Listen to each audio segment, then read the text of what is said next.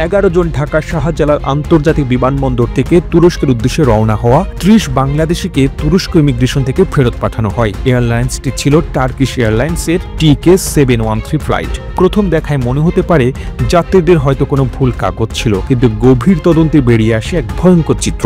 বাংলাদেশ থেকে গড়ে উঠেছে এক সুসংগঠিত মানব পাচার নেটওয়ার্ক, যেখানে ট্রাভেল এজেন্সি এমনকি সরকারি ইমিগ্রেশন কর্মকর্তারাও জড়িত। ফেরত আসা যাত্রীদের অনেকেই জীবনে এই প্রথম ঢাকায় এসেছেন ফ্লাইট ধরতে। কারো পেশা দিনমজুর, কেউ দোকানদার, কেউ বা গার্মেন্টস কর্মী। মুখে বলছিলেন 5 দিনের জন্য ঘুরতে যাচ্ছেন তুরস্ক, কিন্তু বাস্তবতা ছিল সম্পূর্ণ ভিন্ন। তাদের প্রকৃত গন্তব্য ছিল লিবিয়া হয়ে ইউরোপ। পরিকল্পনা ছিল তুরস্কে নামার পর ইস্তাম্বুল থেকে মিশরের আলেকজান্দ্রিয়া, সেখান থেকে লিবিয়া হয়ে সাগর পাড়ি দিয়ে ইউরোপে প্রবেশ। এই চক্রের পেছনে তারা দালালদের হাতে দিয়েছিলেন 8 থেকে 18 লক্ষ টাকা পর্যন্ত।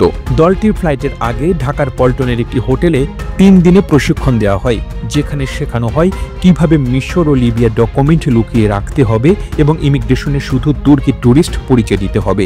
এমনকি বলা হয় কোন প্রশ্নে কি উত্তর দিতে হবে, কতক্ষণ কথা বলতে হবে, হাসি মুখে কথা বললেই হয়। 11 জুন ভোরে ফ্লাইটের দিন শাহজালাল বিমানবন্দরে ইমিগ্রেশনের দায়িত্ব ছিল সি শিফট। একজন যাত্রী জানান একজন অফিসার একসঙ্গে তাদের 30 জনের পাসপোর্ট ও বোর্ডিং পাস নিয়ে যান। পরে ফেরত এনে তাতে একটি লাইন লিখে দেন, okay from prosecution concert A31 sir. তারপর ইমিগ্রেশন সিল দিয়ে সবাইকে ছাড়পত্র দেওয়া হয়। A31 হচ্ছে একটি কোড সাইন, যা ইমিগ্রেশনের উচ্চপদস্থ কর্মকর্তার ব্যক্তিগত অনুমতির সংকেত। তদন্তে জানা গেছে একজন এসআই কাগজপত্র সরবরাহ করেন এবং ওকে মন্তব্যটি মূলত তার নির্দেশে লেখা হয়। আরও ভয়াবহ তথ্য হলো যাত্রীদের পাসপোর্টে ছিল B1 ক্যাটাগরির ই ভিসা, যা শুধুমাত্র সেনজেন ইউকে বা ইউএস ভিসা অথবা রেসিডেন্সিধারীদের জন্য অনুমোদিত।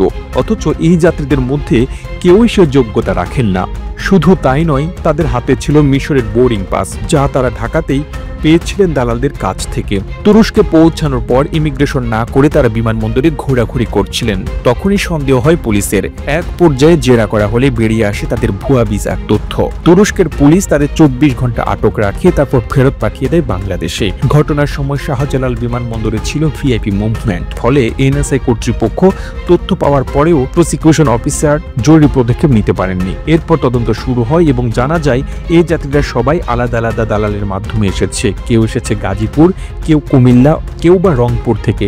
ফলে চক্রের মূল হোতাদের শনাক্ত করা এখন বড় চ্যালেঞ্জ। বিশেষজ্ঞরা বলছেন এই ঘটনার মধ্য দিয়ে আরো একটি বিষয় পরিষ্কার, বাংলাদেশের ইমিগ্রেশন সিস্টেমে দুর্নীতি এতটাই ছড়িয়ে পড়েছে যে আন্তর্জাতিক ইমিগ্রেশন ব্যবস্থার কাছে আমরা এখন সন্দেহভাজন জাতি। অনেক দেশ এখন বাংলাদেশি পাসপোর্টধারীদের হাই রিস্ক ক্যাটাগরিতে রেখেছে। ইমিগ্রেশন অফিসারদের মধ্যেও কিছু কোড চালু আছে, যেমন সন্ধ্যা, ডালিম, আপেল, কমলা, যা বোঝায় যাত্রী বিশেষ অনুমতিপ্রাপ্ত ঘুষের ছাড়পত্র দেওয়া হবে। এই কোড ট্রাভেল এজেন্সিগুলোর মাধ্যমে আগেই পৌঁছে দেওয়া হয় ইমিগ্রেশন ডেস্কে। প্রতি যাত্রীর জন্য ঘুষ হিসেবে দেওয়া হয় 20 থেকে 50 হাজার টাকা। একইভাবে এয়ারলাইন্স কাউন্টারে যারা বোর্ডিং পাস দেয় তারাও জড়িত, সেখানে ঘুষের পরিমাণ 20 থেকে 30 হাজার টাকা।